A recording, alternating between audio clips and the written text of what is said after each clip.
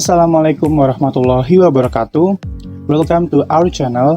Saya Ferdi Ahmad Riwahyudi, NPM 200130100141 dari Akuntansi A 2020 kelompok 6. Di sini saya akan menyampaikan materi tentang konsep dasar, pengertian, fungsi, dan kegunaan statistika. Konsep dasar statistika. Istilah statistika berasal dari bahasa Latin, yakni status, atau dalam bahasa Italia disebut statista, yang artinya bentuk politik atau pemerintahan. Usman Husaini dan Akbar P. Setiadi 2006 menjelaskan bahwa statistik berasal dari kata state yang artinya negara. Mengapa disebut negara? Karena di masa lalu statistik hanya digunakan untuk kepentingan-kepentingan negara. Statistika digunakan dalam pemerintahan untuk suatu peraturan. Pengertian statistika. Ilmu statistika merupakan ilmu yang cukup tua, mengingat telah digunakan oleh beberapa ahli matematika seperti Pascal 1623 hingga 1662, Bernoulli 1654 hingga 1705, De Moivre 1667 hingga 1754, Laplace 1749 hingga 1827, Gauss 1777 hingga 1855, dan sebagainya.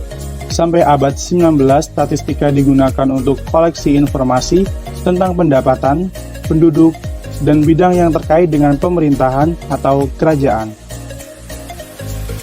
Statistika dalam arti luas diartikan sebagai suatu pengetahuan, sekumpulan konsep, dan metode yang digunakan untuk mengumpulkan dan menginterpretasi data tentang bidang kegiatan tertentu dan mengambil kesimpulan dalam situasi di mana ada ketidakpastian dan variasi.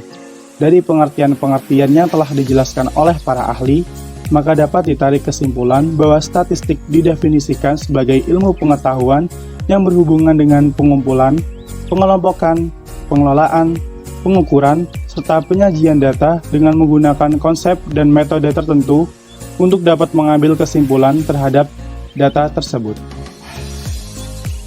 Fungsi statistika. Berikut ini adalah fungsi penggunaan statistik. 1. Untuk mendeskripsikan dan menerangkan data mengenai jumlah suatu populasi yang diselidiki. 2. Untuk menentukan jumlah tepat dari populasi yang luas pada ukuran yang lebih mudah untuk dipahami. 3. Untuk penetapan dan penerapan sebuah kondisi bagaimana suatu hipotesis dapat digunakan atau membantu melakukan sesuatu. 4. Untuk sebagai alat yang menyediakan suatu estimasi atau model tentang nilai yang tidak atau belum diketahui berdasarkan data yang diselidiki. 5. Untuk menyediakan suatu estimasi tentang akibat dari suatu hipotesis yang diterima yang nantinya akan digunakan sebagai dasar dalam membuat keputusan yang akan dijalankan atau menjadi patokan acuan. Gunaan statistika.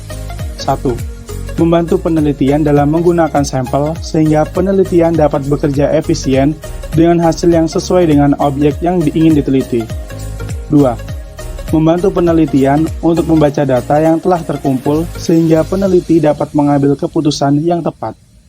3. Membantu peneliti untuk melihat ada tidaknya perbedaan antara kelompok yang satu dengan kelompok yang lainnya atas objek yang diteliti. 4. Membantu peneliti untuk melihat ada tidaknya hubungan antara variabel yang satu dengan variabel yang lainnya.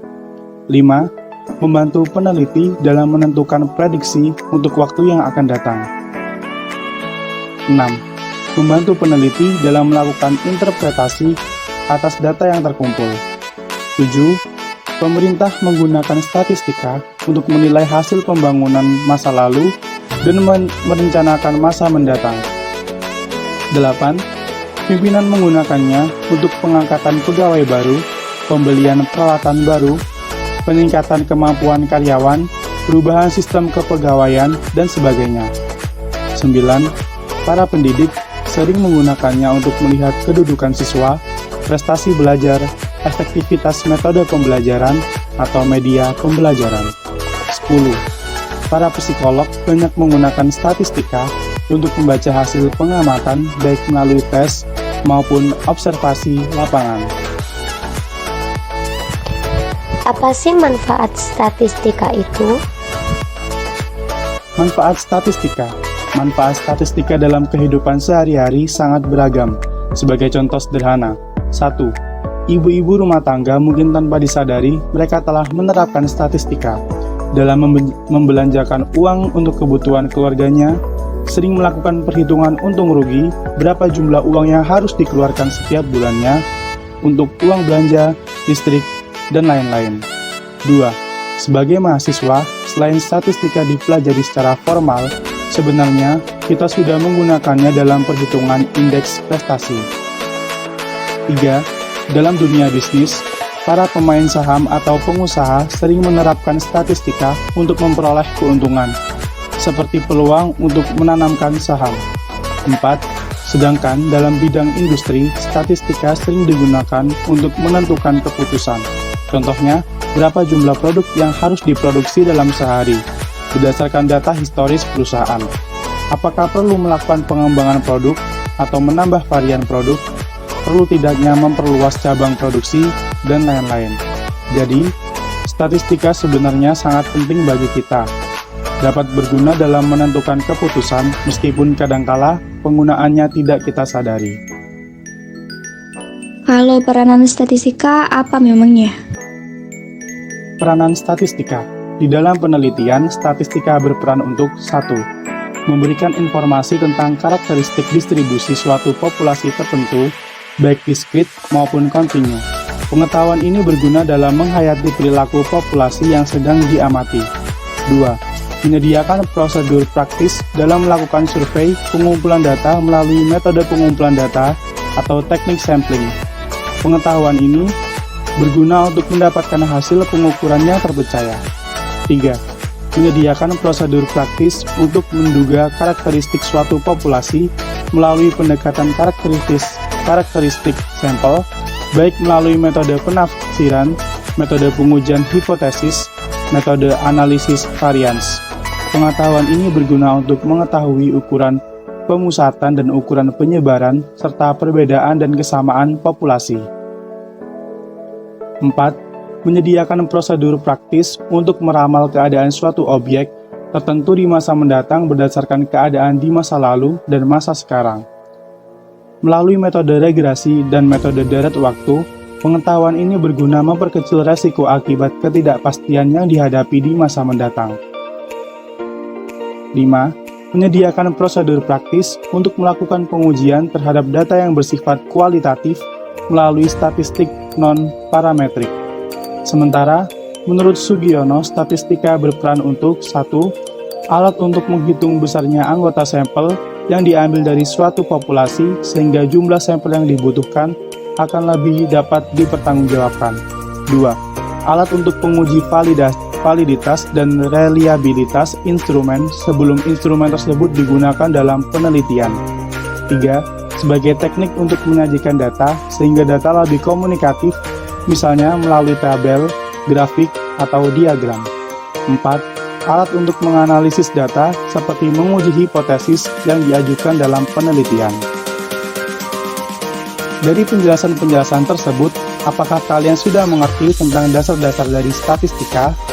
Alhamdulillah sudah. Sudah mengerti, Kak. Sudah mengerti. Sudah, Kak. Alhamdulillah jika kalian sudah mengerti. Selanjutnya, saya persilakan rekan saya untuk melanjutkan presentasi. Terima kasih. Wassalamualaikum warahmatullahi wabarakatuh. Assalamualaikum warahmatullahi wabarakatuh.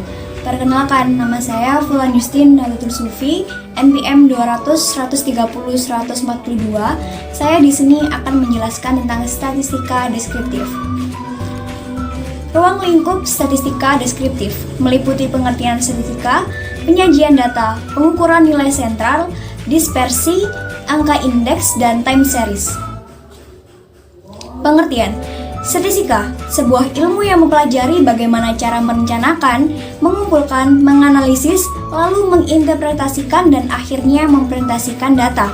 Sedangkan statistika deskriptif sendiri merupakan metode-metode yang berkaitan dengan pengumpulan dan penyajian suatu gugus data sehingga memberikan informasi yang berguna. Jenis-jenis statistika. Jenis-jenis statistika ada dua, yaitu statistika deskriptif dan statistika induktif. Statistika deskriptif berkaitan dengan pengumpulan dan penyajian suatu hasil pengamatan, sehingga memberikan informasi yang berguna bagi pihak-pihak yang berkepentingan terhadap data dan informasi tersebut. Sedangkan statistika induktif merupakan metode yang berkaitan dengan analisis sebagian data dari sampel yang kemudian digunakan untuk melakukan peramalan atau penaksiran kesimpulan mengenai data secara keseluruhan. Jenis-jenis data. Terdapat dua jenis data, yaitu data kualitatif dan data kuantitatif. Data kuantitatif dibagi menjadi dua, yaitu data diskrit dan data kontinu. Data diskrit digunakan untuk mengklasifikasikan atau menggolongkan objek-objek amatan atau kejadian-kejadian dalam kelompok, kategori, atau klasifikasi tertentu dengan jalan menghitung untuk menunjukkan kesamaan atau perbedaan ciri-ciri tertentu dari objek. Sedangkan data kontinu adalah data yang diperoleh dari hasil pengukuran, yaitu data yang besarnya dapat menempati semua nilai yang ada di antara dua titik.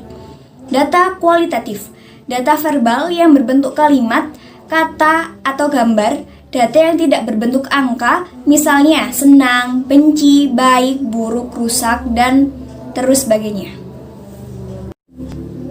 Sumber data statistik. Sumber data statistik dibagi menjadi dua, yaitu terdapat sumber data primer dan sumber data sekunder. Sumber data primer, data yang dikumpulkan dan diolah sendiri oleh peneliti langsung dari objek atau objek penelitian. Data sekunder, data yang didapatkan tidak secara langsung dari objek atau sumber penelitian. Jenis-jenis skala. Terdapat 4 jenis skala, yaitu skala nominal, skala ordinal, skala interval, dan skala rasio. Skala nominal yaitu angka-angka yang berfungsi untuk mengklasifikasikan suatu objek, sifat, jenis, atau orang. Angka-angka tersebut hanya merupakan lambang, pengkategorian, atau pengelompokan. Skala ordinal merupakan data bilangan-bilangan yang menggambarkan peringkat atau berjenjang atau rank atau urutan dalam suatu kategori tertentu dari yang tertinggi sampai dengan yang terendah. Skala interval. Skala ini memiliki karakteristik, kategori, urutan, dan kesamaan jarak. Skala rasio yaitu skala pengukuran yang mempunyai semua sifat skala interval ditambah satu sifat lain, yaitu memberikan keterangan tentang nilai absolut dari objek yang diukur. Terima kasih. Mohon maaf apabila ada salah kata. Wassalamualaikum warahmatullahi wabarakatuh. Warahmatullahi wabarakatuh. Saya Samara Niwianto, NPM 2001 30100038. Di sini saya akan menyampaikan materi tentang pembelajaran, yaitu distribusi frekuensi. Apa sih distribusi frekuensi itu? Yaitu pengertian dari distribusi frekuensi itu daftar nilai data, bisa dinilai individual atau nilai data yang sudah dikelompokkan ke dalam selang interval tertentu yang disertai dengan nilai frekuensi yang sesuai. Nah, apa sih tujuannya tuh? Tujuan utamanya yaitu untuk mendapatkan informasi yang lebih mendalam tentang data yang ada secara cepat dengan melihat data aslinya. Nah, di sini tuh ada jenis-jenis distribusi frekuensi. Apa saja sih jenis-jenis distribusi frekuensi? Yaitu ada 4. Yang pertama adalah distribusi frekuensi numerik, yaitu distribusi frekuensi yang didasarkan pada data kontinun, yaitu data yang berdiri sendiri dan merupakan suatu deret hitung. Nah, yang kedua yaitu ada distribusi frekuensi persentase, yaitu merupakan suatu jumlah persentase yang menyatakan jumlah banyaknya data dari suatu kelompok. Yang ketiga ada distribusi frekuensi kualitatif, yaitu bisa disebut juga dengan kategori, yaitu penyusunan data menurut kualitasnya. Skala pengukuran yang dipergunakan untuk data kualitatif adalah skala nominal dan ordinal. Dan yang terakhir ada distribusi frekuensi kumulatif. Apa sih distribusi frekuensi kumulatif itu? Yaitu distribusi yang nilainya frekuensinya diperoleh dengan cara menjumlahkan frekuensi demi frekuensi. Distribusi frekuensi kumulatif ini terbagi menjadi dua, yaitu distribusi frekuensi kumulatif kurang dari dan distribusi frekuensi kumulatif atau lebih. Nah, bagaimana sih cara buat menghitungnya tuh? Nah, ini ya cara buat menghitungnya tuh. Menentukan, yang pertama adalah menentukan data atau banyaknya kelas. Rumusnya itu K sama dengan 1 ditambah 3,322 log N, di mana K itu jumlah kelas dan N jumlah data. 2. Menentukan nilai ekstrim. Yang ketiga, menentukan jarak atau range. Maaf ya untuk yang keempat tidak tertera di sana. Nah, yang keempat yaitu menentukan besarnya interval kelas yang rumusnya I sama dengan jarak per K. Nah, terus yang kelima itu ada menentukan batas kelas atas dan bawah. Yang keenam yaitu menentukan angka-angka ke dalam kelas-kelas yang sesuai serta kemudian menghitung frekuensinya. Nah, nih ada contoh soal. Data mengenai berat badan dari 25 mahasiswa semester 1 ada 50, 3, 58, 40, 49, 51, 55, 50, 41, 67, 57, 66, 50, 54, 62, 50, 6, 56, 46, 59, 44, 46, 52, 53, 52, 61. Nah, dimintanya buatlah tabel distribusi frekuensi dari data tersebut. Nah, kita jawab ya. Nah, 1. Mengarai data kasar dari data yang terkecil ke terbesar. Nah, maksud data kasar itu seperti ini. Nah, ini kan ada nomor 1 nih. Nah, itu kan ada angka 33. Nah, angka 33 ini kan berarti dia menunjukkan data yang paling terkecil. Nah, ada urutan yang ke-25. Dia tuh paling terbesar. Nah, mengapa seperti itu? Karena kalau sudah diurutkan, dia akan bisa melanjutkan untuk membuat data tabel frekuensi itu tersebut. Nah, setelah itu yang kedua, menghitung range. Bagaimana sih cara menghitung range itu? Yaitu dia sama dengan jarak ya. Nilai tertinggi dikurangi nilai terendah. Nilai tertingginya tadi berapa? 67. Nah, dan tadi nilai terendahnya berapa? 33. Jadinya sama dengan 34. Nah, kelasnya kita harus menghitung kelas. Menghitung kelas tadi bagaimana caranya? 1 ditambah 3,322 log N.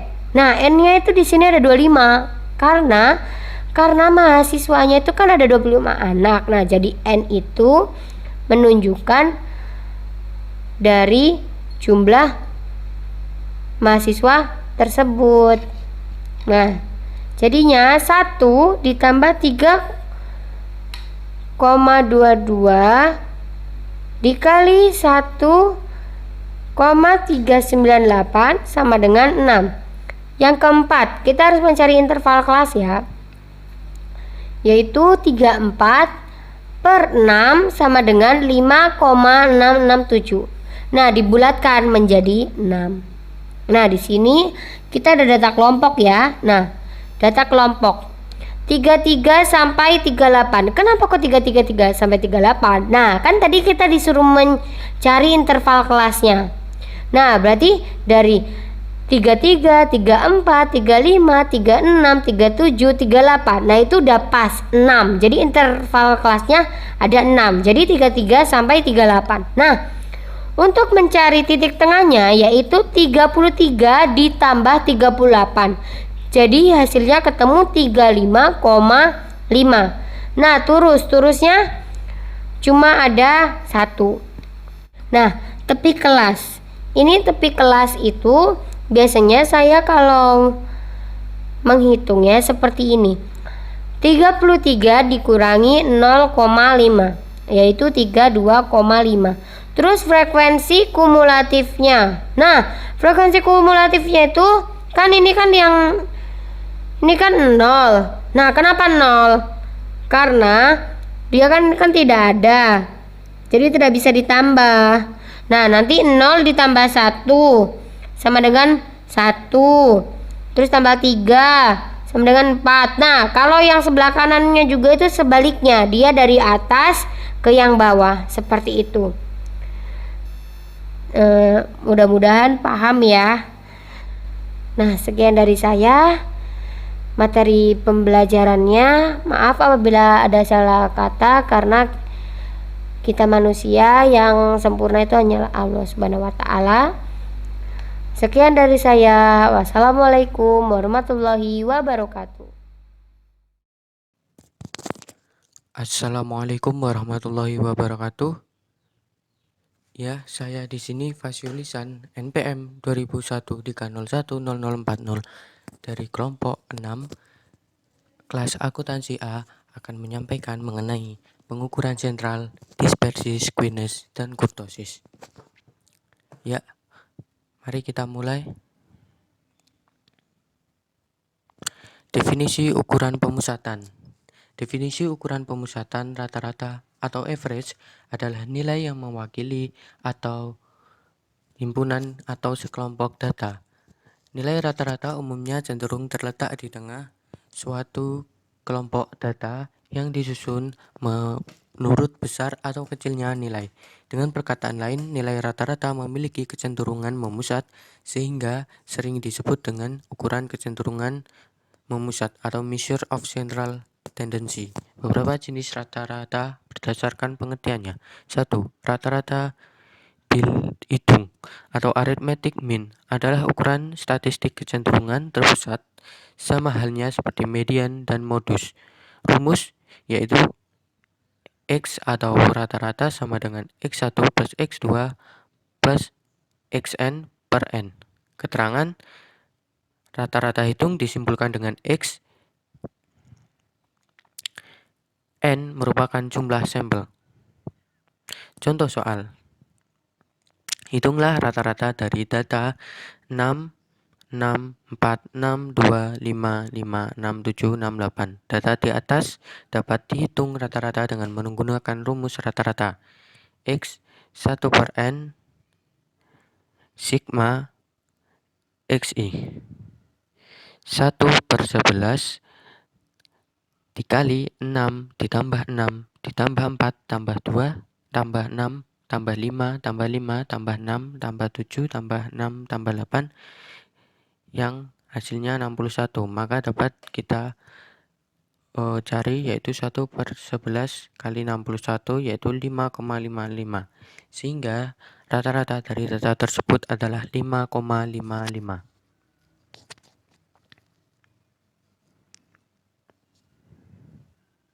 Rata-rata ukur atau geometric mean adalah rata-rata yang diperoleh dengan mengalihkan semua data dalam suatu kelompok sampel, kemudian diakar atau dipangkatkan dengan jumlah data sampel tersebut. Secara matematis, rata-rata ukur geometrik dirumuskan G N akar X1 plus kali X2 kali X tak terhingga atau XN. Keterangan G. Rata-rata ukur atau geometrik. N. Jumlah sampel. Contoh soal, diketahui data suku bunga tabungan beberapa bank adalah sebagai berikut. Ya, 6,75, 5,75, 6,5, 6,25, 6,25, 6,1, 5,7, 5,9, 6,25, 5,6. Berapakah rata-rata ukur atau geometrik suku bunga bank tersebut? Jawab, rata-rata ukur geometrik bisa dihitung dengan menggunakan rumus pertama atau kedua dengan cara penghitungan sebagai berikut. Maaf ketutup ya.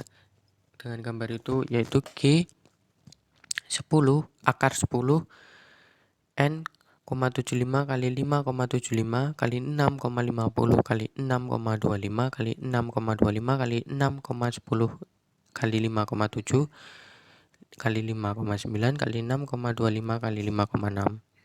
Hasilnya sama dengan G akar 10 70757,056,11.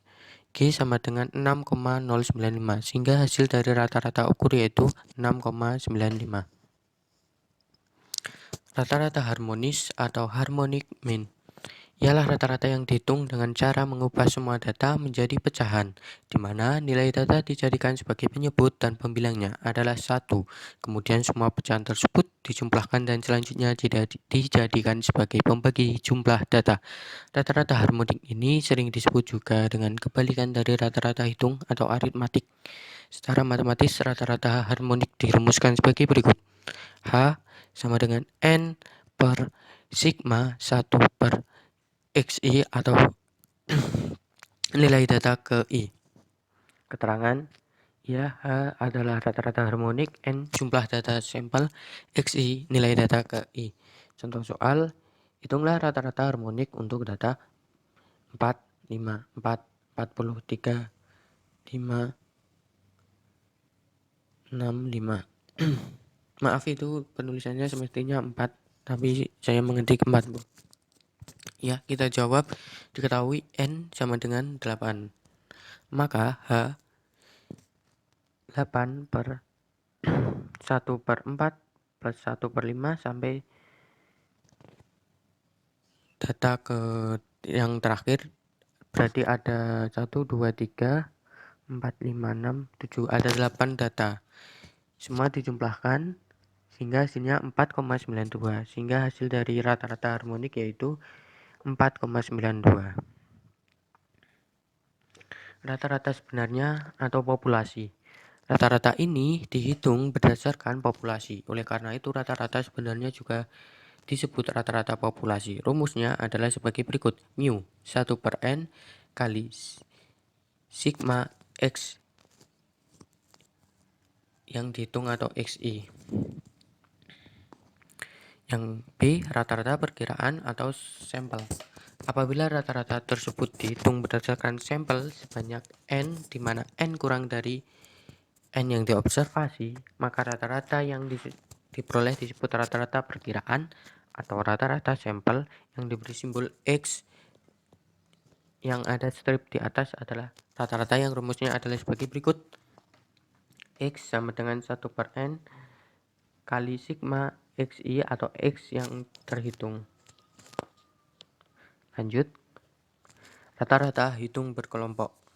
Rata-rata hitung berkelompok yaitu data yang diberikan data berkelompok.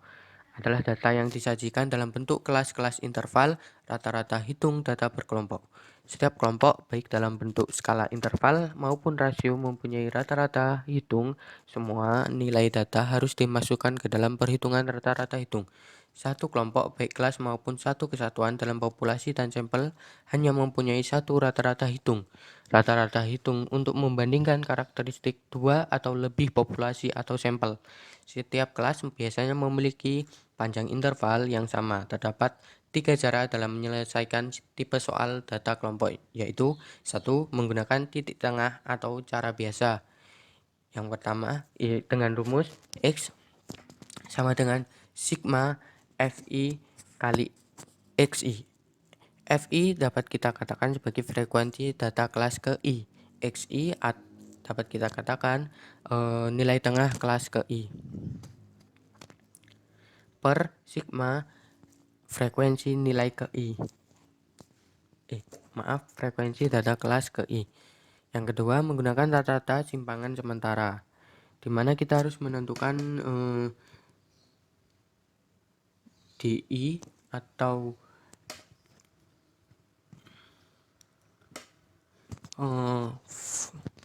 XS min XI. Rumusnya sebagai berikut: X sama dengan XS yaitu rata-rata sementara plus sigma F data kelas I dikali DI.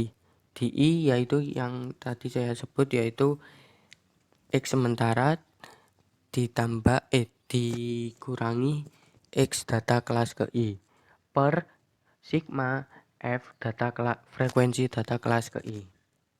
Yang ketiga, menggunakan pengkodean atau coding, yaitu rumusnya sebagai berikut: X sama dengan XS plus sigma F CI. CI dapat kita peroleh dari kode kelas ke I per sigma FI dikali P. P di sini adalah panjang interval dari setiap data yang ada pada data kelompok tersebut. Mari kita lanjutkan. Rata-rata hitung tertimbang. Rata-rata tertimbang atau terbobot, weighted average, adalah rata-rata yang dihitung dengan memperhitungkan timbangan atau bobot untuk setiap datanya. Setiap penimbang atau bobot tersebut merupakan pasangan setiap data. Besar kecilnya bobot tergantung pada alasan ekonomi dan teknisnya. Rumus rata-rata tertimbang atau terbobot adalah sebagai berikut: X sigma XI kali WI per sigma WI. Saya jelaskan sedikit. XI yaitu nilai data ke I yang sudah kita ulang-ulang beberapa kali, sedangkan WI adalah nilai bobot ke I. Apa bedanya nilai data dan nilai bobot? Nilai bobot adalah data yang dihitung tersebut atau rata-rata terimbang suatu data kelompok tersebut, dan N adalah jumlah data. Mari kita lanjut. Median. Median adalah nilai yang letaknya di tengah atau rata-rata dari dua nilai yang letaknya berada di tengah. Jika datanya genap, setelah data tersebut diurutkan sesuai dengan besar kecilnya, jadi median membagi distribusi menjadi dua bagian sama. Median atau data berkelompok. Median ada dua, yaitu median data berkelompok dan data tak berkelompok. Untuk yang pertama, saya sharing mengenai data berkelompok. Contoh data berkelompok yaitu belum dibuat kelas-kelas.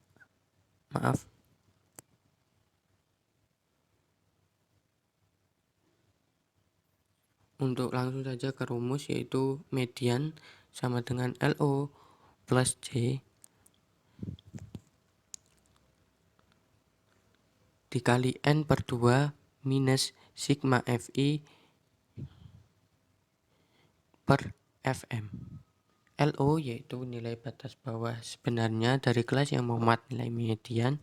N banyaknya observasi atau jumlah data. Sigma FI 0 yaitu jumlah frekuensi dari semua kelas di bawah kelas yang mengandung median. Ya, kita garis bawahi di bawah kelas yang mengandung median. Kelas yang mengandung median tak termasuk FM, yaitu frekuensi dari kelas yang mengandung median. Sedangkan C merupakan besarnya interval kelas, jarak antar kelas yang satu dengan yang lainnya, atau besarnya kelas yang mengandung median. Jumlah data adalah contoh soalnya, yaitu jumlah data ada 26, sehingga mediannya terletak di antara data ke-13 dan ke-14. Data ke-13 dan 14 ini berada pada kelas interval ke-4, yaitu 61 sampai 65. Kelas interval ke-4 ini kita sebut sebagai kelas median. Saya ulangi, kita sebut sebagai kelas median. Melalui informasi kelas median, kita bisa memperoleh batas bawah kelas median sama dengan 60,5 Frekuensi kumulatif sebelum kelas median adalah 9 dan frekuensi kelas median sama dengan 5. Diketahui juga bahwa panjang kelas sama dengan 5. Secara matematis bisa diringkas sebagai berikut. Langsung saja ke rumus. Median yaitu sama dengan 60,5 plus 26 per 2 minus 9 per 5 kali 5 sama dengan 60,5 plus 4 sama dengan 64,5. Jadi median dari data kelompok di atas adalah 64,5. Median data tidak berkelompok. Untuk data tidak berkelompok sebaiknya N diurutkan mulai dari yang terkecil sampai dengan yang terbesar, maka nilai yang ada di tengah disebut median atau sama dengan 50% dari nilai lebih kecil atau sama dengan median, setengah lainnya lebih besar atau sama dengan median. Kalau K adalah suatu bilangan konstan dan N yaitu jumlah data ganjil, maka selalu dapat ditulis median sama dengan XN plus 1 per 2. Itu untuk data ganjil. Sedangkan untuk data genap atau jumlah data genap, median sama dengan setengah kali XN per 2 plus XN per 2 plus 1. Keterangan ME yaitu median, N jumlah data, dan X nilai data. Kita lanjutkan lagi. Contoh soal. Ada 5 orang anak yang memiliki kelereng berbeda-beda. Ada 5, 6, 7, 3, 2. Berapakah median dari kelereng tersebut?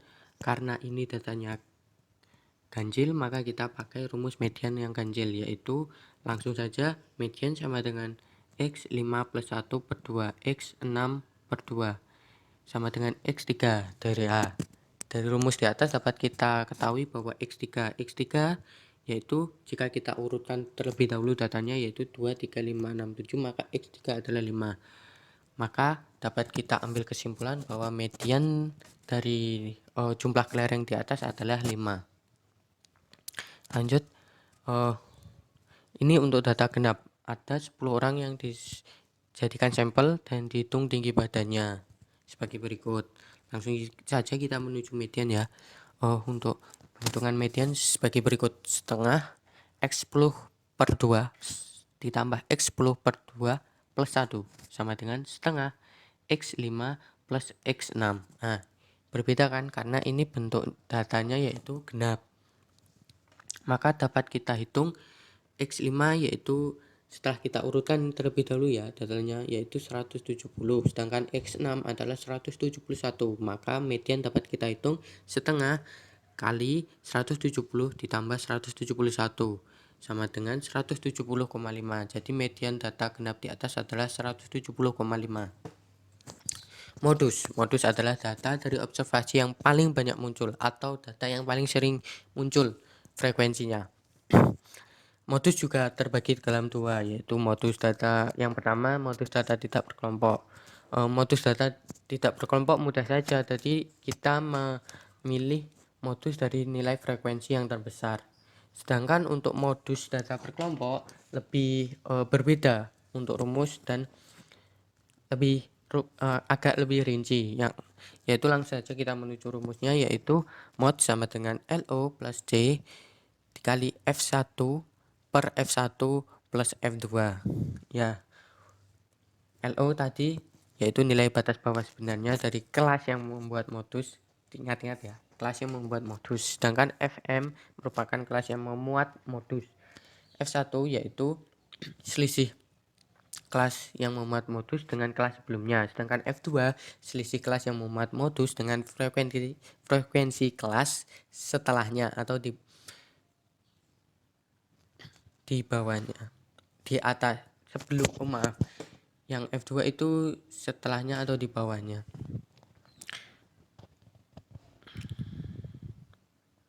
Besarnya jarak, sedangkan C adalah besarnya jarak suatu kelas dengan kelas sebelumnya.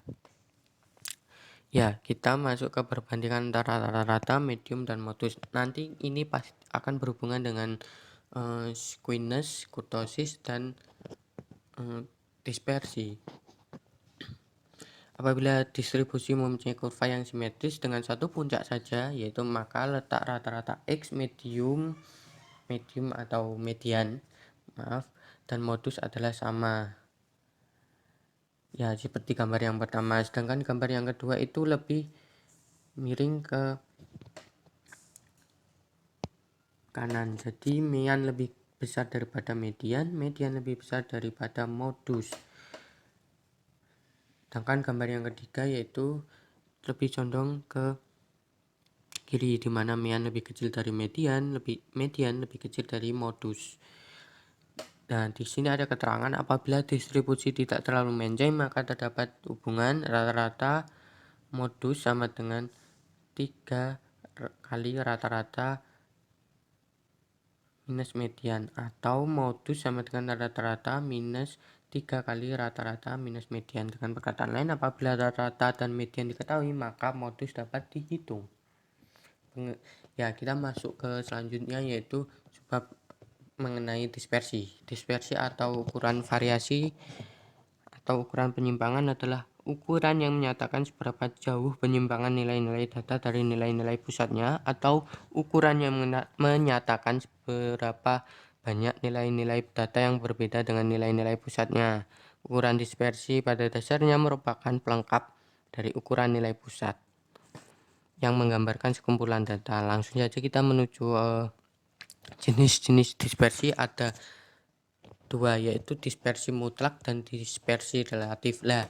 Di dispersi mutlak terdapat 5 komponen, yaitu ada jangkauan atau range, simpangan rata-rata atau mean deviation, variance atau variance, standar deviation, simpangan kuartil atau quartile deviation. Sedangkan pada dispersi relatif ada satu komponen, yaitu koefisien variasi atau coefficient of variation.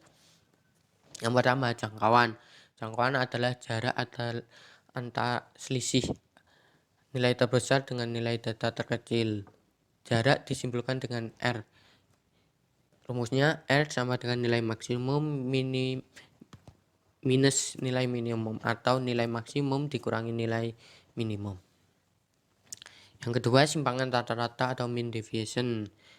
Terdapat dua, yaitu untuk data tunggal dan data berkelompok. Untuk data tunggal rumusnya sebagai berikut: divisi rata-rata 1/n kali sigma x min x rata-rata. Jadi yang pertama adalah x minus x rata-rata sama dengan sigma x min x rata-rata dibagi jumlah data. Sedangkan untuk deviasi rata-rata data berkelompok, yaitu di defisiensi rata-rata sama dengan 1/n sigma f. Yang membedakan adalah ada f atau frekuensi kali x min rata-rata atau mean. Maka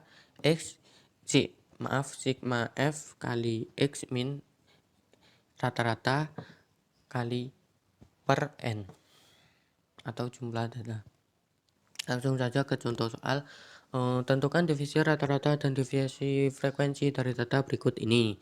Ya, datanya sebagai berikut. Langsung saja kita masuk ke tabel yang kedua. X sama dengan 61. X yang dimaksud adalah nilai tengah. Nilai tengahnya sebagai berikut. Itu terus kolom selanjutnya yaitu F frekuensi dikali nilai tengah.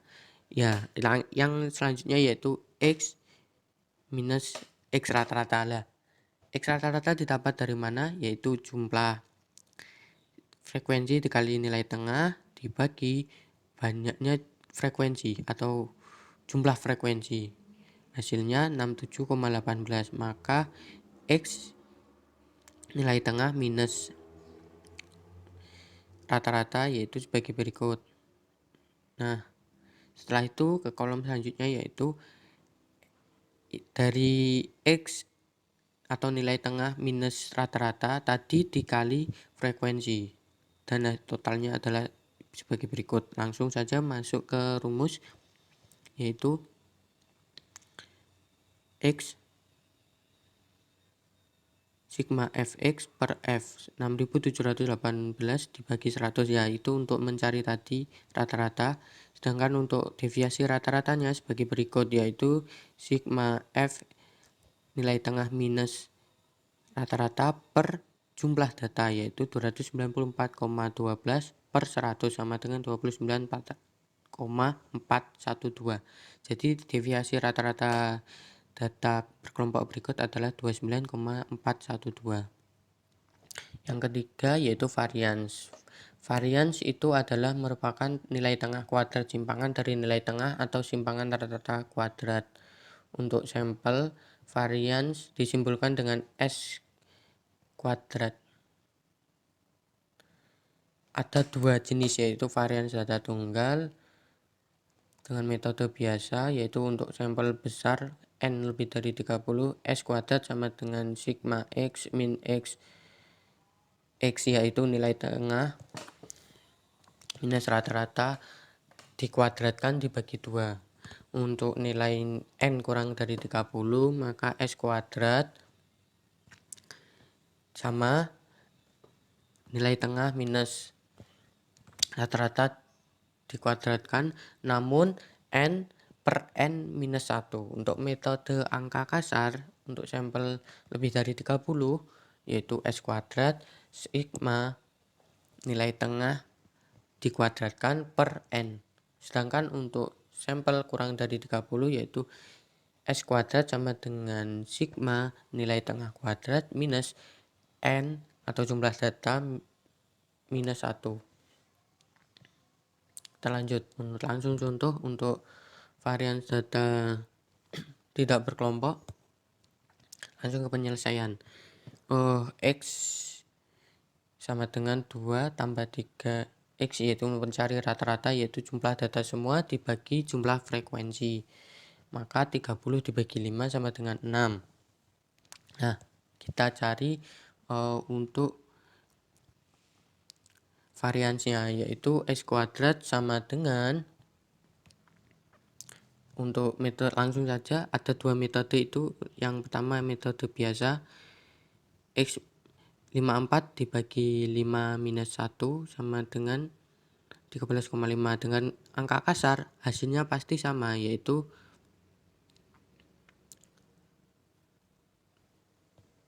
234, yaitu jumlah nilai jumlah data itu dikuadratkan dibagi 5 minus 1 dikurangi 30 kuadrat. 30 kuadrat itu yaitu jumlah dari data tersebut per 5 kali 5 minus 1, yaitu sama dengan hasilnya 13,5. Untuk varians data berkelompok ada 3 metode, yaitu metode biasa, metode angka kasar, metode coding. Rumusnya sebagai berikut. Sebagai keterangan yaitu C panjang interval kelas, M rata-rata hitung sementara, sedangkan U yaitu diperoleh dari D per C. D itu X minus M, sedangkan C yaitu panjang interval kelas. Langsung saja masuk ke soal ya, sebagai berikut. Rata-rata yaitu 67,18, yang sama data seperti yang tadi. Ada 3 metode dan hasilnya semua sama, 13,6476. Dapat kawan-kawan lihat ya. Yang keempat yaitu simpangan baku atau standar deviasi. Ada berapa ini? Ada simpangan baku untuk data tunggal. Ada 2 metode ya lagi, yaitu metode biasa dan metode angka kasar. Untuk simpangan baku data berkelompok ada 3 metode, yaitu metode biasa, metode angka kasar, dan metode coding. Rumusnya memang lebih rumit untuk data berkelompok simpangan bakunya. Yang kelima, koefisien variasi, yaitu dispersi relatif. Dispersi relatif sama dengan dispersi absolut per rata-rata. Untuk melihat diversi Dispersi relatif ini digunakan untuk melihat penyimpangan-penyimpangan nilai yang terdiri dari beberapa kumpulan data. Dalam dispersi relatif ini nanti juga terpecah menjadi 4. Nah, ini maksudnya yang ada koefisien variasi, variasi jangkauan, variasi simpangan rata-rata, variasi kuartil. Yang keenam ada kemencengan atau kecondongan. Kemencengan atau kecondongan dalam bahasa Inggris biasa disebut dengan skewness, adalah data ketidaksimetrisan atau kejauhan dari sebuah distribusi. Sebuah distribusi yang tidak simetris akan memiliki rata-rata median dan modus yang tidak sama, sehingga distribusi akan terkonsentrasi pada salah satu sisi. Jadi bisa menceng ke kiri atau menceng ke kanan. Jika distribusi memiliki ekor lebih panjang ke kanan daripada ke kiri, maka distribusi disebut menceng ke kanan atau memiliki kemencengan positif. Sebaliknya, jika distribusi memiliki ekor lebih panjang ke kiri daripada ke kanan, maka disebut distribusi menceng ke kiri atau memiliki kemencengan negatif. Ya, seperti ada 3 gambar yang seperti yang saya jelaskan tadi, ada perbandingan antara rata-rata, median, dan modus. Nah, untuk mengetahui kemencengan tadi ada 4 metode, yaitu koefisien kemencengan Pearson, kemencengan Bowley, persentil, dan momen. Untuk kemencengan Pearson ada ini rumusnya SK sama dengan X rata-rata, yaitu minus modus per S. Nah, di sini ada keterangan.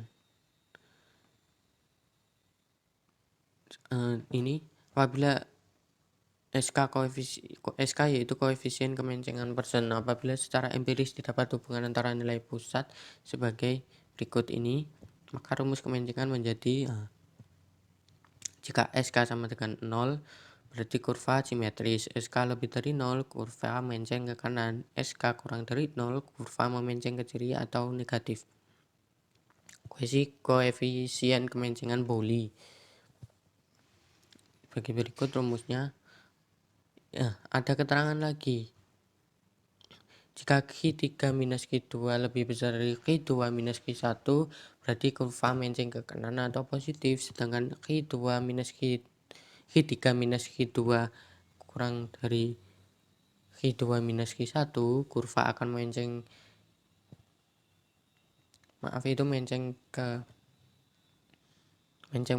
ke kanan atau menceng positif. SKB positif berarti distribusi menceng ke kanan, SKB negatif berarti distribusi menceng ke kiri. SKB sama dengan kurang lebih 0,1 menggambarkan distribusi tidak menceng, berarti SKB-nya itu artinya simetris. Rumus koefisien kemencengan persentil. Ya, ini dengan metode persentil ya. Sedangkan yang keempat itu dengan kemencengan momen, kemencengan relatif untuk data tunggal atau rumusnya sebagai berikut. Nah, untuk yang terakhir yaitu keruncingan atau kurtosis. Ada 3 jenis dalam keruncingan. Keruncingan yaitu adalah tingkat kepuncakan dari sebuah distribusi yang biasanya diambil secara relatif terhadap suatu distribusi normal. Ada 3 macam tadi sudah saya sebutkan, yaitu yang pertama leptokurtik, distribusi yang memiliki puncak relatif tinggi yang gambar garis biru. Platykurtik, distribusi yang memiliki puncak hampir mendatar, garis warna hijau. Serta yang terakhir mesokurtik, distribusi yang memiliki puncak tidak tinggi dan tidak mendatar, yang gambar garis warna ungu. Ya, ini untuk mengetahui keruncingan didapatkan dari koefisien keruncingan dan koefisien kurtosis persentil. Koefisien keruncingan ketentuan. Jika nilai kurang dari 3, maka dapat disebut platykurtik. Sedangkan jika lebih dari 3 disebut leptokurtik. Jika sama dengan 3 disebut mesokurtik. Untuk rumusnya berbeda. Untuk data tunggal sebagai berikut. 1/n sama dengan sigma X min X rata-rata kuadrat 4 per S4.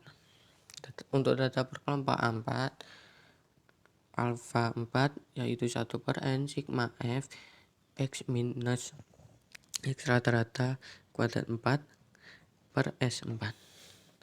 Sekian presentasi dari saya, kurang lebihnya mohon maaf. Ada pantun dari saya yaitu jalan-jalan ke kota Kediri, lanjut ke kota Batu untuk menengok kakek yang sepuh. Jika ada lain waktu, sampai jumpa lagi. Terima kasih. Wassalamualaikum warahmatullahi wabarakatuh. Kurang lebihnya mohon maaf. Wabillahi taufiq wal hidayah. Wassalamualaikum warahmatullahi wabarakatuh. Dadah. Assalamualaikum warahmatullahi wabarakatuh. Perkenalkan, nama saya Dian Anggraini dari kelas akuntansi A dengan NPM 200130100037. Di sini saya akan menjelaskan tentang angka indeks. Yaitu sebuah angka yang menggambarkan perubahan relatif terhadap harga kuantitas atau nilai yang dibandingkan dengan tahun dasar. Nah, tujuan pembuatan angka indeks sebetulnya adalah mengukur secara kuantitatif terjadinya perubahan dalam dua waktu yang berlainan. Misalnya, indeks harga untuk mengukur perubahan harga, berapa kenaikannya atau penurunannya. Indeks produksi untuk mengetahui perubahan yang terjadi dalam kegiatan produksi. Indeks biaya hidup untuk mengukur tingkat inflasi dan lain sebagainya. Dalam membuat indeks diperlukan dua macam waktu, yaitu waktu dasar atau base period, yaitu di mana suatu kegiatan dipergunakan sebagai dasar perbandingan. Selanjutnya ada waktu yang bersangkutan atau sedang berjalan, yaitu digunakan sebagai dasar perbandingan terhadap kegiatan atau kejadian pada waktu dasar. Nah, di sini ada tahun dasar atau base year. Tahun yang menjadi dasar perbandingan berfungsi sebagai penyebut angka indeks pada tahun ini adalah 100%. Nah, pemilihan tahun dasar dapat berdasarkan pada hal-hal berikut, yaitu tahun dengan kondisi perekonomian yang relatif stabil, tidak terlalu jauh dengan tahun-tahun tertentu, dan tahun di mana terjadi perubahan penting. Selanjutnya ada tahun tertentu atau given year, yaitu tahun yang variabelnya ingin dibandingkan, dan variabel tahun tertentu menjadi pembilang yang akan dihitung berapa angka indeksnya. Ada metode-metode perhitungan angka indeks, yaitu yang pertama ada indeks harga relatif sederhana, indeks agregatif tidak tertimbang, dan ada indeks tertimbang yang meliputi Letz-Perez, Pasteur, Trowbridge, dan Irving-Fisher, dan ada indeks rata-rata harga relatif, dan yang terakhir ada indeks berantai. Indeks harga relatif sederhana. Indeks yang terdiri dari satu macam barang saja tanpa memperhitungkan bobot setiap barang atau jasa. Yaitu di sini rumusnya dijelaskan, indeks harga atau produksi pada waktu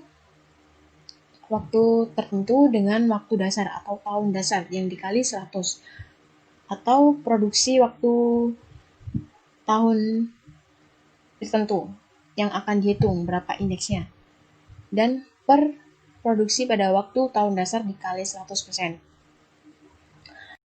Di sini ada contoh soal.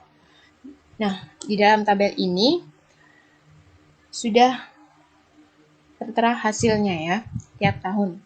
Jadi di sini kita disuruh mencari indeks harga beras pada tahun 1995, 1996, dan 1997 dengan waktu dasar tahun 1992. Jadi dengan penyelesaiannya, pada tahun 1995 didapatkan sejumlah tahun tertentunya sebesar segini,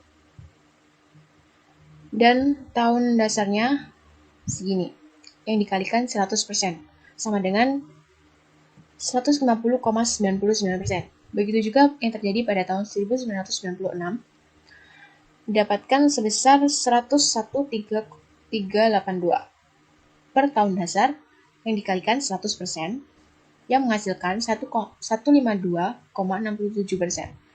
Dan selanjutnya pada tahun 1997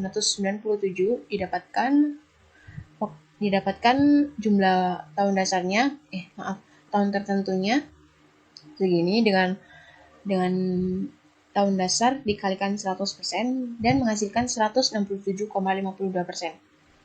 Dan jadi dibandingkan dengan harga beras tahun 1992, harga beras tahun 1995 naik 50,99%.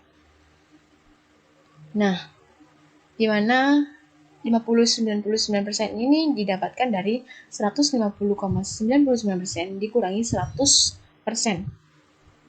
Jadi pada tahun 1996 naik 52,67%. Maaf, ini salah penulisan.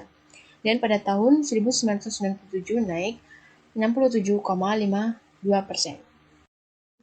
Nah, selanjutnya ada indeks agregatif tidak tertimbang, yaitu digunakan untuk unit-unit yang mempunyai satuan yang sama. Indeks ini diperoleh dengan cara membagi hasil penjumlahan harga pada waktu dasar. Nah, di sini rumusnya indeks harga yang tidak ditimbang atau tidak tertimbang sama dengan sigma harga yang dihitung angka indeksnya atau harga pada waktu tertentu per harga pada tahun dasar yang dikalikan 100. Nah, di sini ada contoh soal dari indeks harga tidak tertimbang, yaitu dapat kita lihat pada tabel berikut. Kita disuruh mencari angka indeks harganya pada tahun 2004. Jadi tahun 2004 ini sebagai waktu tertentu ya, atau waktu yang akan dicari hasilnya, dicari angka indeksnya. Dan tahun 2003 menjadi tahun dasarnya. Jadi angka indeks yang tidak ditimbang sama dengan 1.500 per 1.300 dikali 100%, yang hasilnya 115,38%. Jadi, harga tahun 2004 mengalami kenaikan sebesar 15,38%. Ada indeks agregatif tertimbang, yaitu indeks yang dalam pembuatannya telah dipertimbangkan faktor-faktor yang akan mempengaruhi naik turunnya angka indeks tersebut. Di sini rumusnya, indeks harga yang ditimbang, yaitu sama dengan sigma nilai yang dihitung angka indeksnya atau pada waktu tertentu dikali faktor penimbang, dan per sigma harga pada tahun dasar dikali faktor penimbang, dan keduanya akan dikalikan oleh 100%. Nah, di sini sudah terjumlahkan, sudah ada hasilnya dari perkalian tahun dasar dikali faktor penimbang dan tahun penentunya dikali faktor penimbang. Jadi kita tinggal menghitungnya dengan rumus. Jadi didapatkan sebesar 110,60%. Jadi seperti ini. Oke. Nah, adapun metode-metode agregatif tertimbang, yaitu metode Lespeyres, adalah angka indeks yang ditimbang dengan faktor penimbangnya kuantitas tahun dasar atau QO. Nah, ini rumusnya. Selanjutnya, metode Pasce adalah angka indeks tertimbang dengan faktor penimbang kuantitas tahun N atau tahun yang dihitung angka indeksnya. Jadi, di sini dia waktu tertentu ya. Nah, selanjutnya ada metode Drawbridge dan metode Irving-Fisher, yaitu metode Drawbridge yaitu dapat dirumuskan sebagai berikut. Nah, ID atau angka indeks Drawbridge sama dengan angka indeks Lespeyres ditambah angka indeks Pasce per 2. Dan metode Irving-Fisher yaitu merupakan angka indeks yang ideal, yaitu di sini dalam metode ini menghitung angka indeks kompromi dengan cara mencari rata-rata ukur dari indeks Lespeyres dan indeks Pasce. Yaitu di sini rumusnya indeks Fisher yaitu sama dengan akar indeks Lespeyres dikali indeks Pasce. Selanjutnya langsung saja di sini terdapat soal ya. Nah, tabel di atas menunjukkan perkembangan komoditi tahun 2001 sampai 2002. Nah, di sini keterangannya untuk mencari indeks tahun 2002 dengan tahun dasar 2001 dengan model indeks Less Pairs, indeks Pasteur, dan indeks Visor.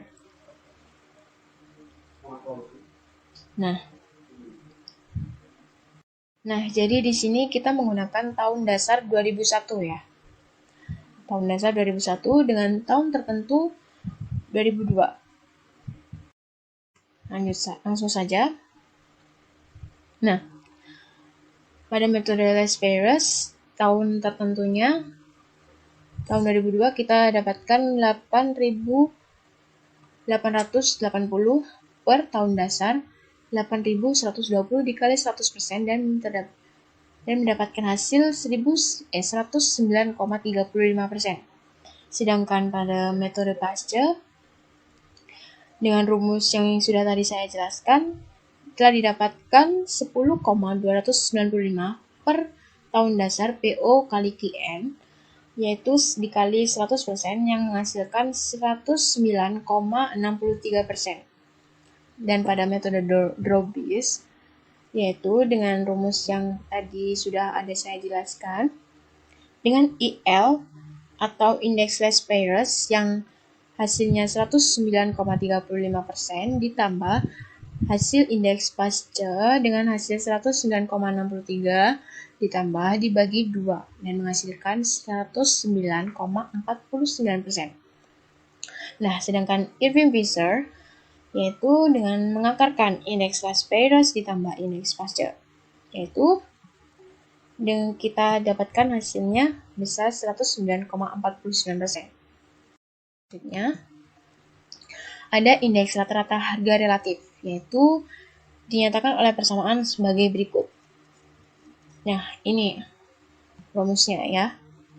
Jadi,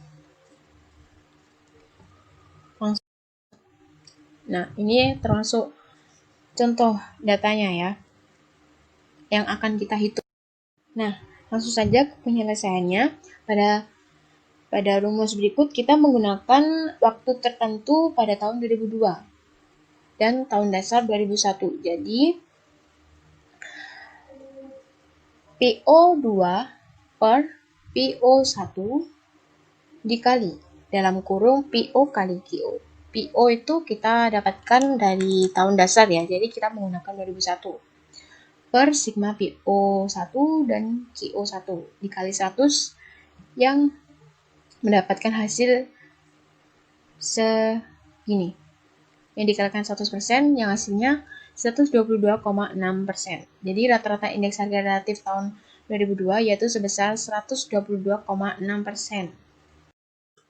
Selanjutnya ada variasi dari indeks harga tertimbang, yaitu di sini kita hanya memvariasikan dari metode-metode tadi yang sudah kita jelaskan.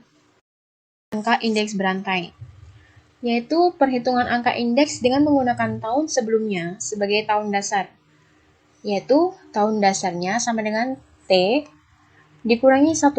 Misalnya, menghitung angka indeks tahun 2000 dengan tahun dasar 1999, angka indeks tahun 2001 dengan tahun dasar 2000, dan angka indeks tahun 2002 dengan tahun dasarnya 2001. Jadi seperti itu.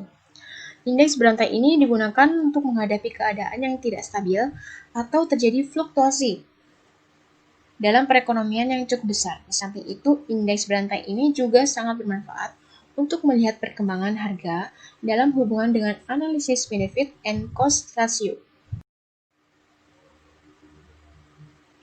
Dan pada tahun 2000 didapatkan harga 220 dengan harga tahun sebelumnya 180 dikali 100 dengan hasil segini 122,22% dan seterusnya seperti ini. Sekian dan terima kasih dari penjelasan saya. Semoga bermanfaat. Wassalamualaikum warahmatullahi wabarakatuh. Assalamualaikum warahmatullahi wabarakatuh.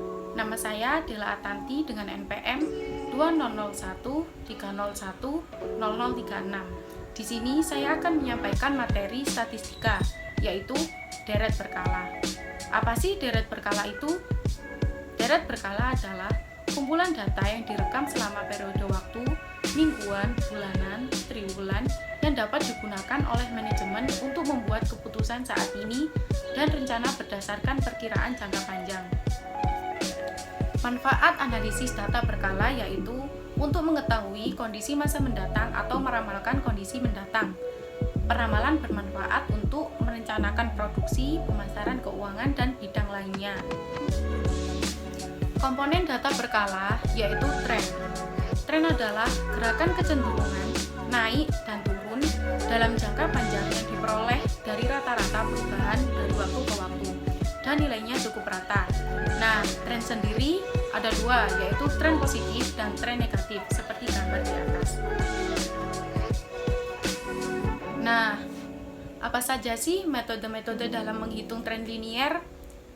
Metode-metode dalam menghitung tren linier ada 4, yaitu metode bebas, metode semi rata-rata, metode rata-rata bergerak, dan metode kuadrat terkecil. Yang pertama, kita akan membahas metode bebas. Metode ini sangat sederhana, tidak memerlukan perhitungan hasil tren tersebut, bersifat subjektif. Langkah-langkah penyelesaian dengan metode ini yaitu data dari hasil pengamatan digambarkan keadaan suatu diagram pencar dan ditarik garis lurus secara bebas. Arah garisnya sesuai dengan letak titiknya. Sebagai contoh, data mengenai volume penjualan setiap tahun 2004 sampai 2009 PT Gina. Nah, beginilah garis tren mengenai volume penjualan selama periode tersebut dengan metode bebas. Yang kedua yaitu metode semi rata-rata. Kita lihat data genap pada tabel tersebut. Untuk mencari semi total, maka menjumlahkan persediaan dari tahun 2001 sampai 2004 dan ketemu hasilnya yaitu 252. Untuk mencari semi total yang kedua, menjumlahkan persediaan dari tahun 2005 sampai 2008. Semi average, hasil dari semi total dibagi dengan jumlah tahun yang kita hitung. Nah, ketemu X1 dan X2. Nah, bagaimana sih rumus untuk mencari B? Rumus untuk mencari B sama dengan X2 min X1 dibagi N. Jadi B 78 min 63 dibagi 4 hasilnya yaitu 3,75. Rumus persamaan garis linier yaitu Y sama dengan A plus B kali X.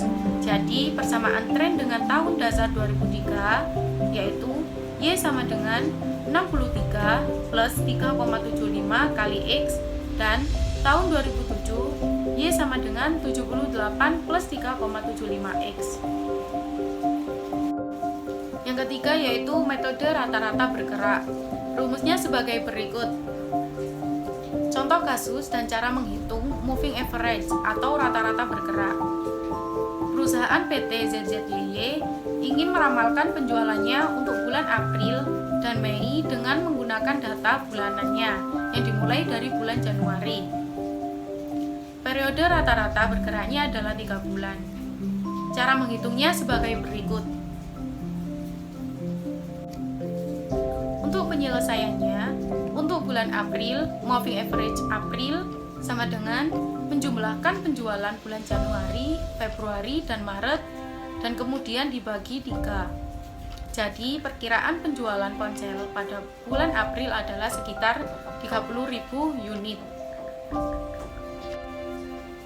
Untuk bulan Mei, misalnya data aktual pada bulan April yang didapat yaitu 35.000 unit, maka perhitungannya MA Mei sama dengan menjumlahkan penjualan bulan Februari, Maret, dan April lalu dibagi 3. Dengan perhitungan tersebut, didapat bahwa perkiraan penjualan ponsel untuk bulan Mei sekitar 34.167 unit. Nah, dan yang terakhir yaitu metode kuadrat terkecil. Rumusnya yaitu Y sama dengan A plus B kali X. Untuk mencari A sama dengan sigma Y atau jumlah Y dibagi dengan N. Dan untuk mencari B yaitu sigma Y kali X dibagi X kuadrat. Sebagai contoh kita lihat tabel di atas. Ketika X yang digunakan adalah tahun 2004, maka X 2004 adalah 0. Untuk mencari nilai A, maka sigma Y per N sama dengan 31.800 dibagi 5 dan hasilnya 6.360. Sedangkan mencari nilai B, sigma YX per X kuadrat sama dengan 5.500 dibagi 10 dan hasilnya 550. Maka persamaan tren tersebut yaitu Y sama dengan 6.360 plus 550X. Sekian materi yang dapat saya sampaikan, kurang lebihnya mohon maaf. Wassalamualaikum warahmatullahi wabarakatuh.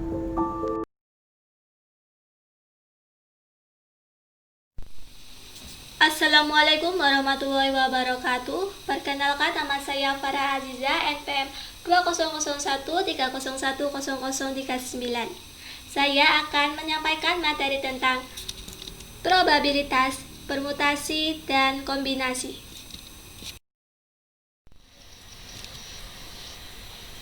Yang pertama, probabilitas.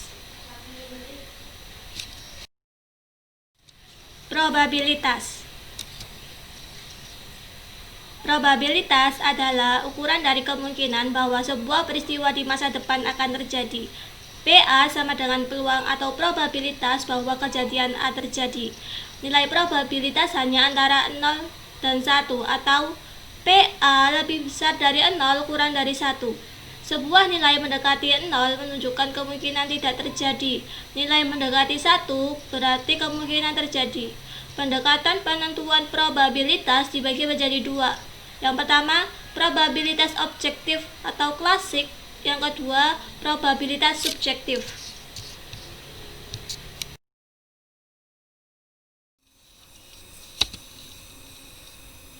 Satu, probabilitas objektif atau klasik.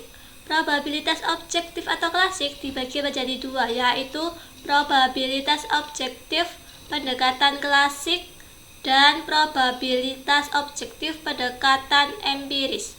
Probabilitas objektif pendekatan klasik, perhitungan probabilitas secara klasik didasarkan pada asumsi bahwa seluruh hasil dari suatu eksperimen mempunyai kemungkinan atau peluang yang sama. Rumusnya PA sama dengan X dibagi N.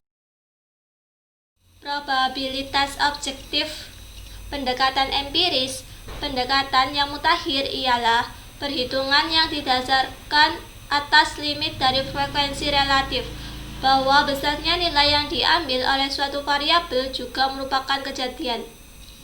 Rumusnya PA sama dengan FA dibagi N. Contoh, kepala pabrik mengatakan bahwa dari 100 barang produksinya ada 25 barang yang rusak. Kalau barang dibungkus rapi, kemudian seseorang pembeli mengambil satu barang secara acak, berapakah probabilitasnya bahwa barang tersebut rusak? Penyelesaian dari soal N sama dengan 100 dan X sama dengan 25. Dengan demikian, PA sama dengan X dibagi N sama dengan 25 dibagi 100 sama dengan 0,25 atau 25%. Jadi, besarnya probabilitas atau kemungkinan untuk memperoleh barang rusak adalah 25%. 2. Probabilitas subjektif. Probabilitas subjektif didasarkan atas penilaian seseorang dalam menyatakan tingkat kepercayaan.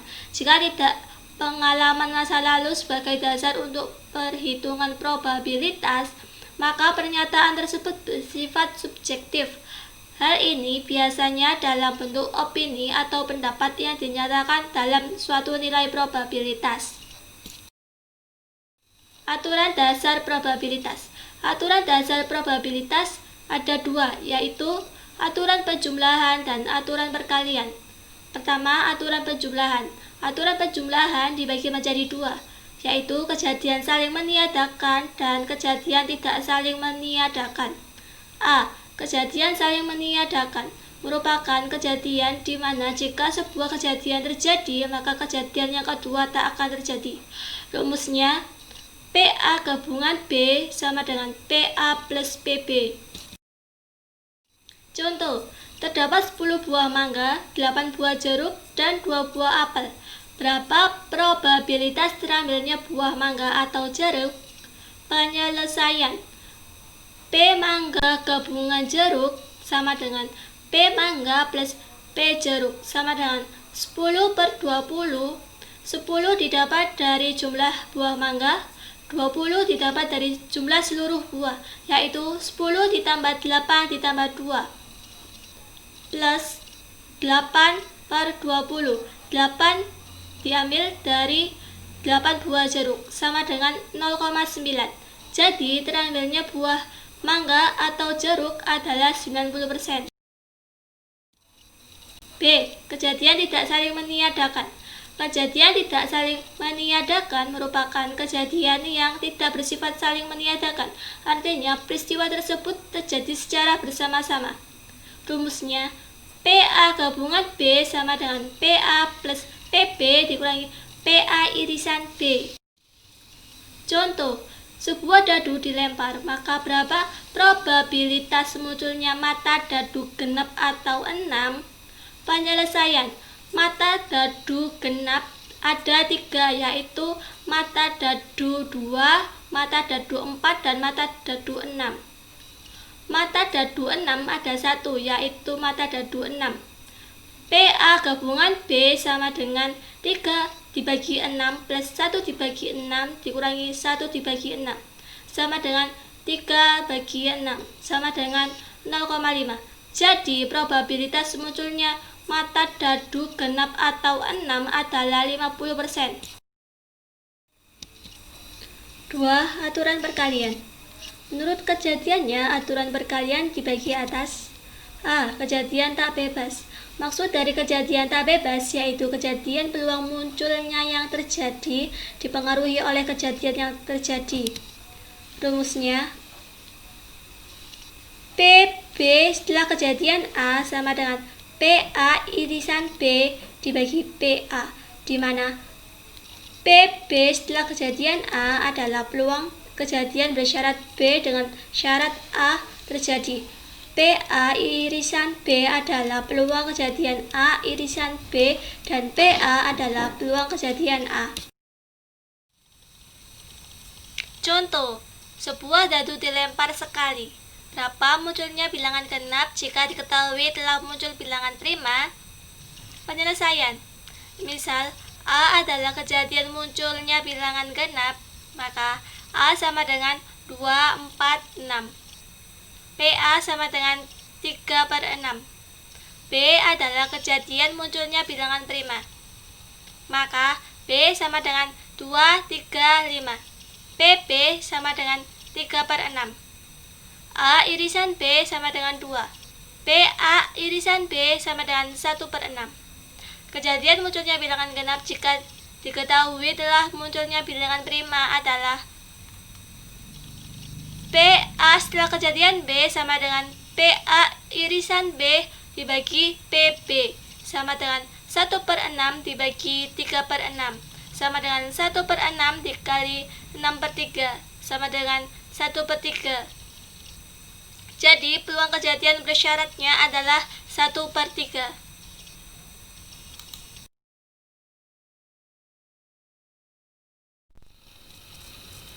B. Kejadian bebas. Dua kejadian atau lebih dikatakan independen atau bebas jika terjadinya peristiwa satu tidak mempengaruhi atau tidak dipengaruhi oleh peristiwa yang lain. Jika A dan B merupakan dua peristiwa yang bebas, apabila kejadian A tidak mempengaruhi kejadian B atau sebaliknya, kejadian-kejadian bersyarat conditional event karena saling mempengaruhi dikatakan kejadian-kejadian yang tidak bebas dependent event. Menurut definisinya, A dan B merupakan kejadian bebas, maka PA setelah kejadian B sama dengan PA dan PB setelah kejadian A sama dengan PB.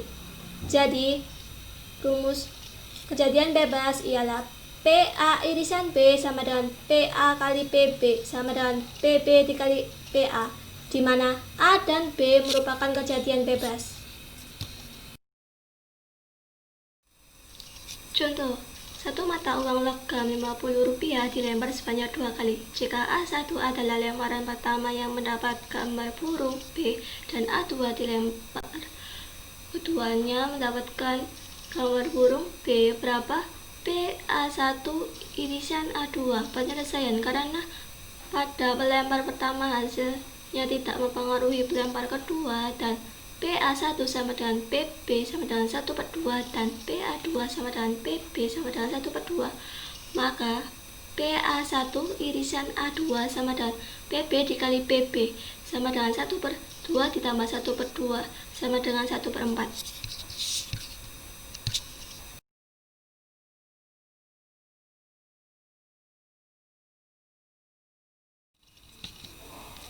Dua, permutasi. A. Permutasi dari unsur-unsur yang berbeda. Permutasi R unsur yang diambil dari N unsur yang berbeda adalah susunan dari R unsur itu dalam suatu urutan R kurang dari N. Ditulis dengan PNR atau PNR atau P buka kurung N, R tutup kurung.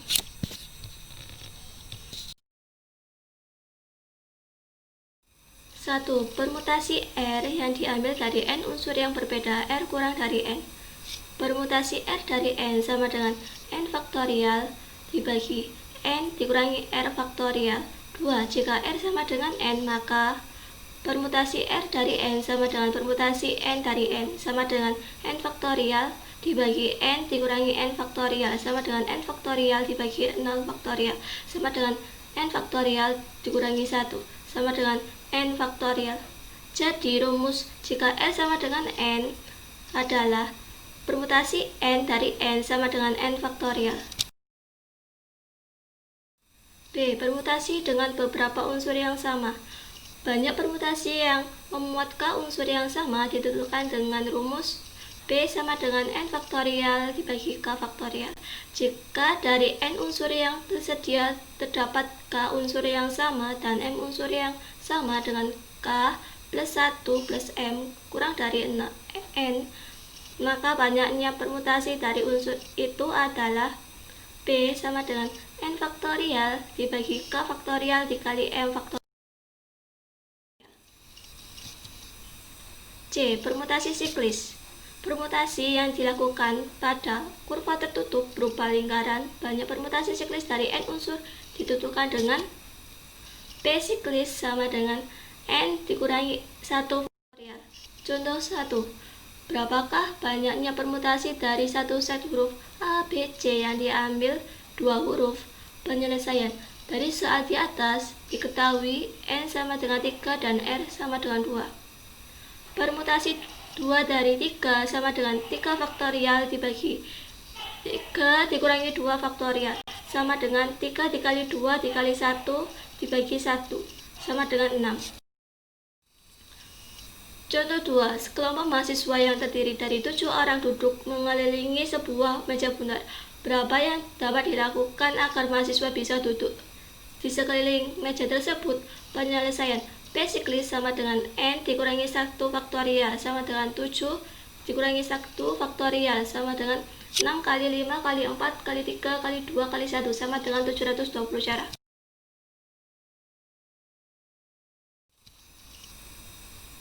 Yang ketiga ada kombinasi.